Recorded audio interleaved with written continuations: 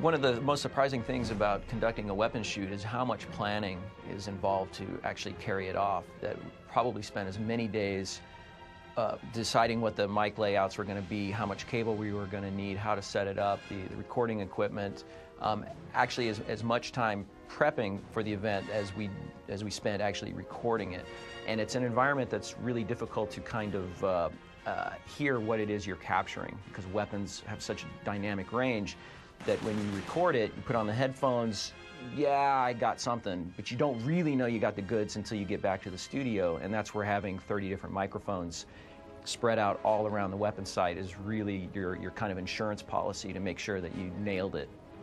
In previous games, generally a weapon would consist of just a gunshot that would then just get a little bit quieter based on the distance that you were from the shooter. For this game, it was really important that we create, if you can think of like onion layers, that you're peeling them away. And so when you hear an NPC firing in our game, if he's very far away, you're hearing the distant elements that we captured at the weapon shoot. As he's getting closer, we're starting to blend in the midfield elements.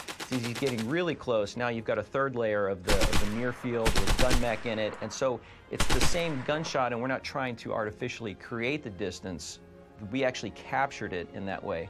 But to do that, we needed a huge collection of microphones spread out over a great distance so that we could then go back to the studio, resynchronize all the elements, blend them together so that you would get this real seamless sense of distance from near to far.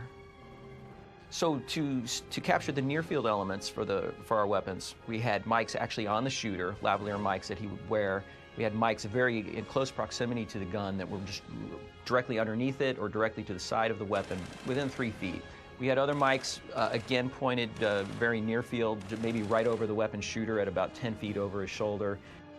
And then continue to expand on that about 40 feet downrange. We had a stereo pair of mics, 150 feet, another set of mics, 400 feet, as well as a whole collection of microphones way out off into the sides to kind of pick up ambient gunshots that we could then mix in with our backgrounds.